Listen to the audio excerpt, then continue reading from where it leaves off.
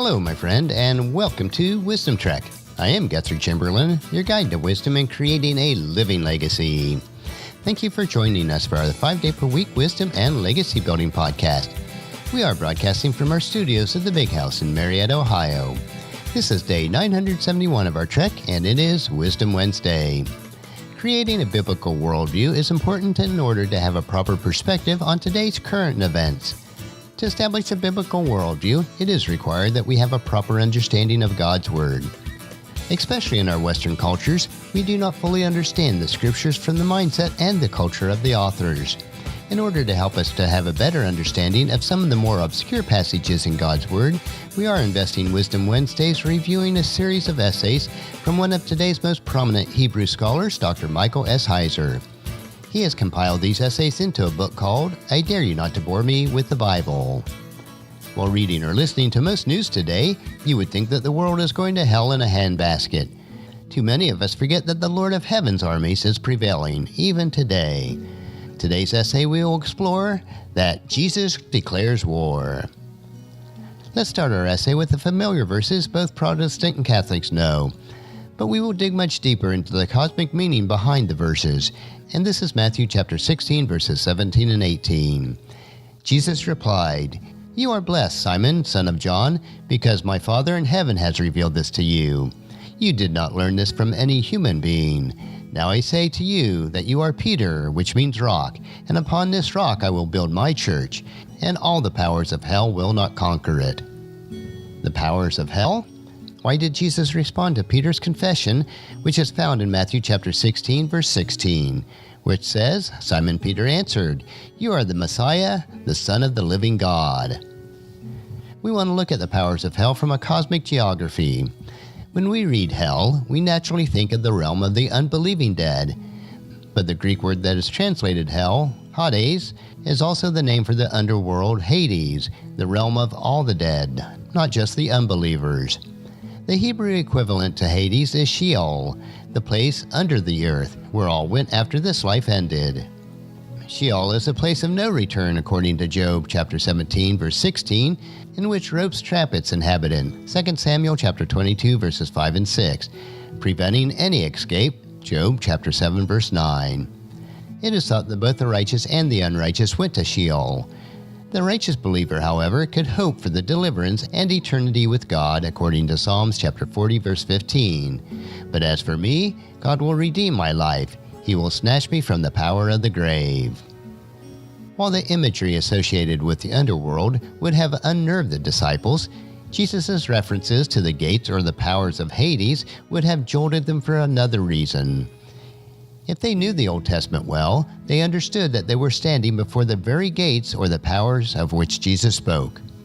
The gates or powers of hell from a terrestrial geography. Matthew chapter 16 takes place in Caesarea Philippi, situated near a mountainous region containing Mount Hermon. In the Old Testament, this region was known as Bashan, a place with a sinister reputation. According to the Old Testament, Bashan was controlled by two kings, Sihon and Og, who were associated with the ancient giant clans, the Rephaim and the Anakim, as described in Deuteronomy chapter 2, verses 10 through 12, and Joshua chapter 12, verses 1 through 5. The two main cities in the kingdom were Ashtaroth and Edrei, home of the Rephaim, according to Deuteronomy chapter 3, verse 1, chapter 3, verses 10 and 11, and Joshua chapter 12, verses 4 and 5. The cities of the Rephaim inhabitants are mentioned by name in the Canaanite or Ugarit cuneiform tablets. The people of the Ugarit believed that the Rephaim were the spirits of the dead warrior kings.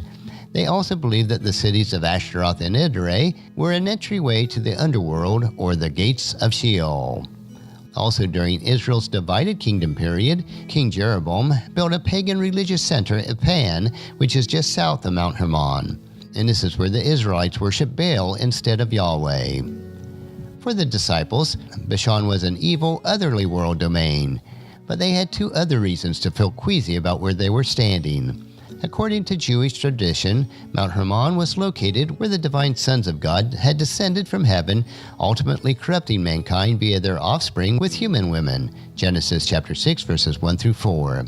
These offsprings were known as the Nephilim, ancestors of Anakim and Rephaim, Numbers chapter 13, verses 30 through 33.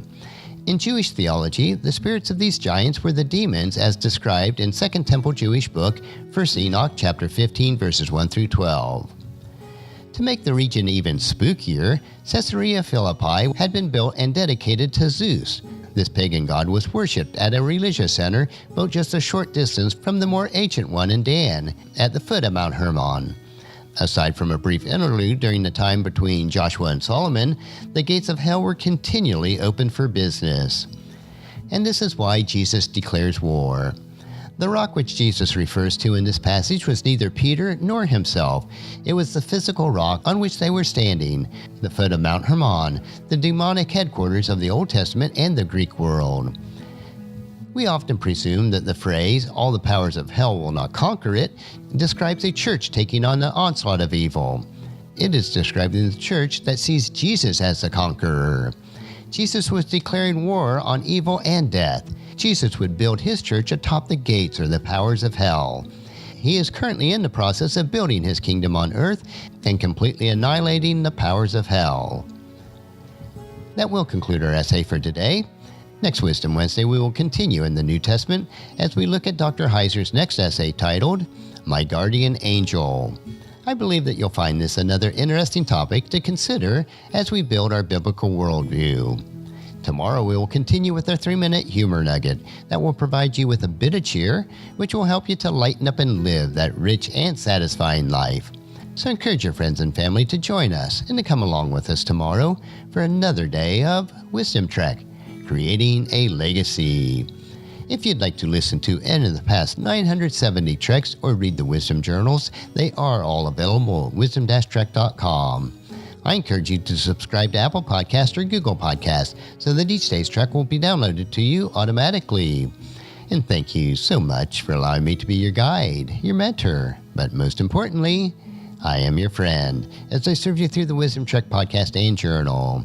And as we take this trek of life together, let us always live abundantly, love unconditionally, listen intentionally, learn continuously, lend to others generously, lead with integrity, and then leave a living legacy each day.